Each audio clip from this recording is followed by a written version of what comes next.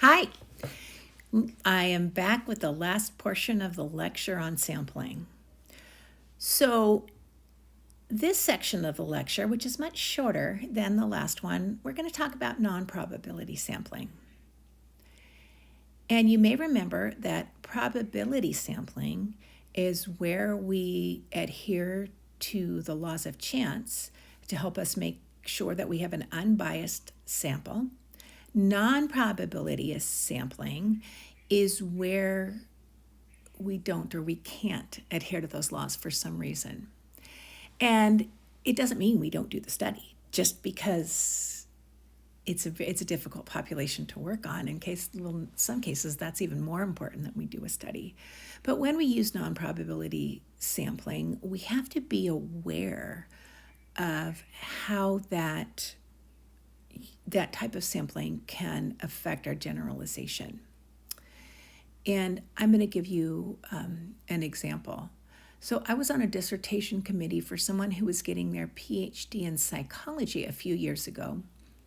And she was really interested in a period of the lifespan that is called the transition to young adulthood.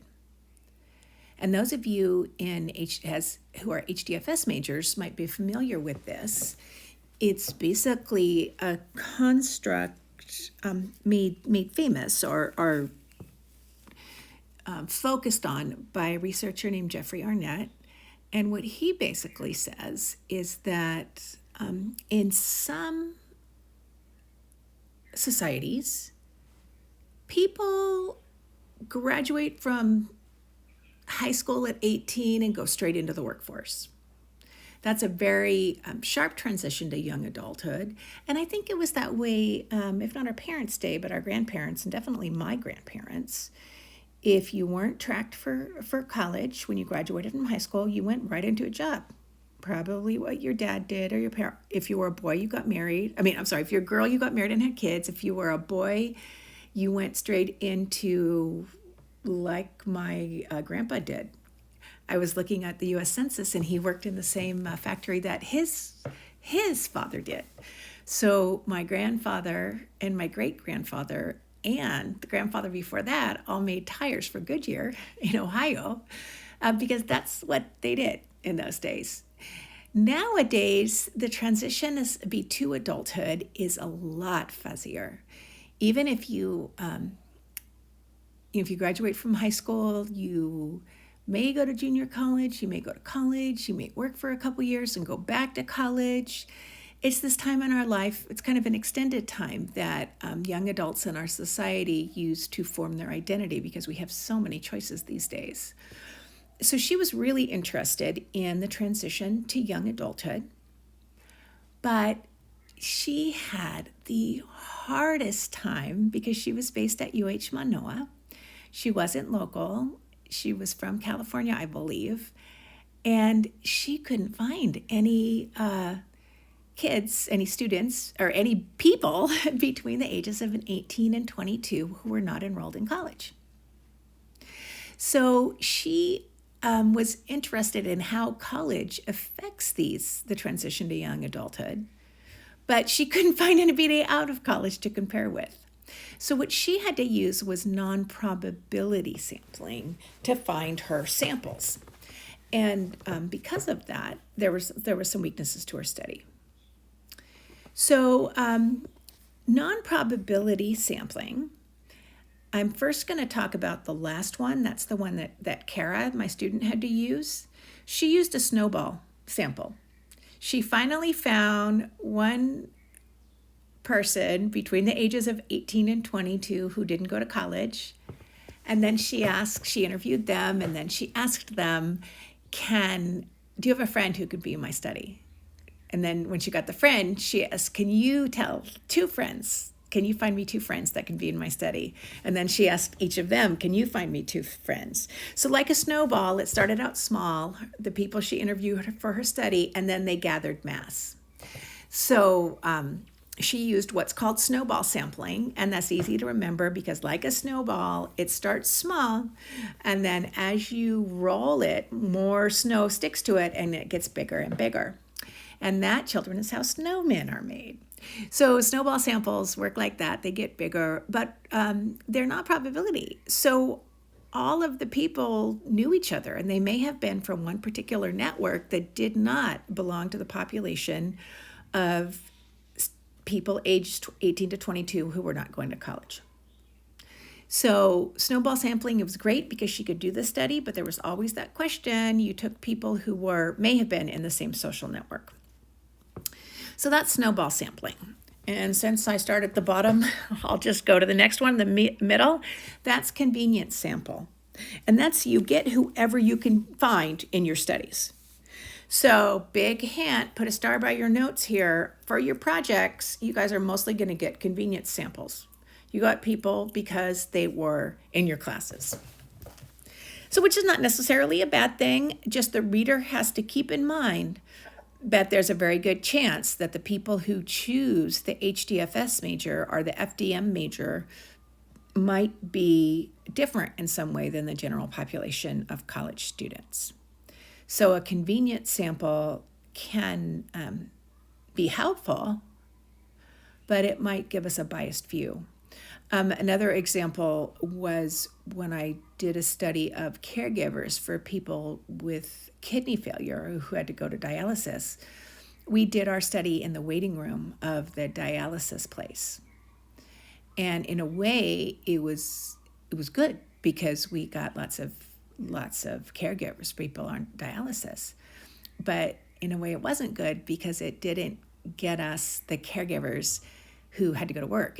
It didn't give us the caregivers who just took their people to dialysis and dropped them off. They were too busy for some reason.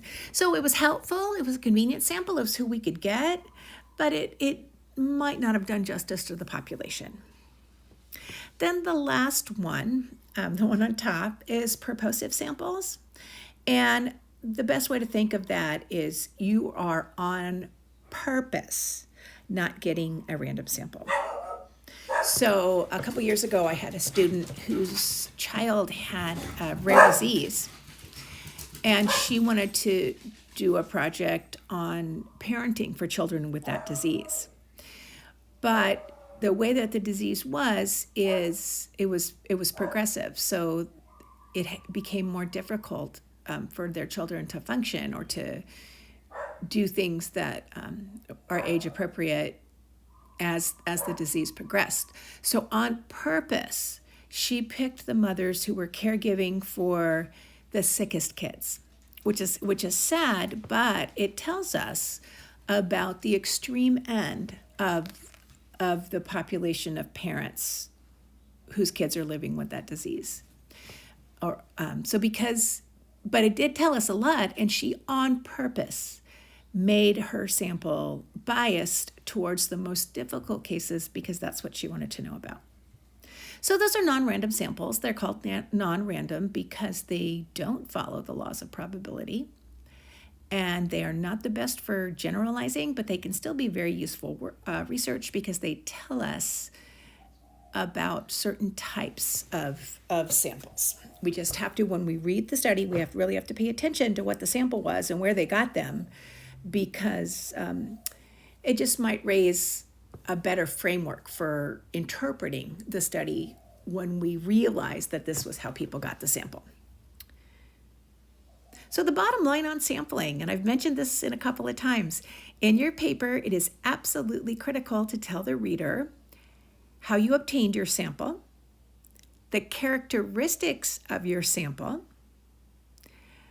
the age, the gender, the education level, and anything else that's relevant to your study. So there you go. So bookmark this, take a screenshot of this. I'm going to wait for a second, let you take a screenshot, and make sure you keep this somewhere you remember. So when you start to write the sample section for your project, you've got some good clues about what to include in that section. Alrighty, last part of the lecture. We're not going to talk about teen pregnancy, but this is an example. So, and the example I'm going to give you, and I'll give you some more specific instructions at the end of the sample. For your attendance this week, you're going to be write a very short paragraph on how you would design a study about teen pregnancy. And specifically, you are inspired by this headline, and that reads, "Sexual content on TV spurs teens into action. Those who watch it are more likely to do it within a year's time." So basically, this is reliving that same old chestnut that we see a lot of times in society. Do video games make kids violent? Well, does sexy TV make kids sexy? I don't know. Or normalize behaviors that are not always helpful to them or society, but a lot of times it works out. So how would you sample? Let's say you want to answer that question. You want to see if there is a relationship between, what's that channel? Is it the OC channel that's got like all those shows? I don't know, I can't even remember my channels, but how would you sample for a longitudinal study to examine the relationship between watching sexy TV and getting pregnant for teens? Okay, now we're not interested for adults, we're interested in sampling teens. We want to generalize to all of the teens in the United States, and you want to figure out how to pick a sample for it. So you want to keep the importance of generalization in mind. Do you want to go to all the malls in the United States and ask people a question, find teens and ask them questionnaires? But I want you to think about a couple things. First of all, you've got to think about the participant age. How old do you think that these kids start having sex? You probably want to catch them a little bit before then. Race, are there certain races that you think it's very important to involve in the study? Religion, same thing. Parental permissiveness and other categories or characteristics that might be relevant to teen pregnancy.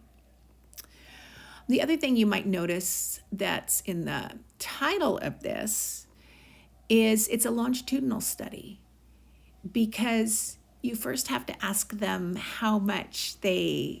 what kind of TV they watch and how much TV they watch, and then you got to follow them to see who gets pregnant.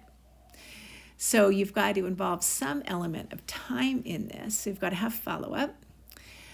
I want you to remember that you cannot ask questions of participants under the age of 18 without parental consent.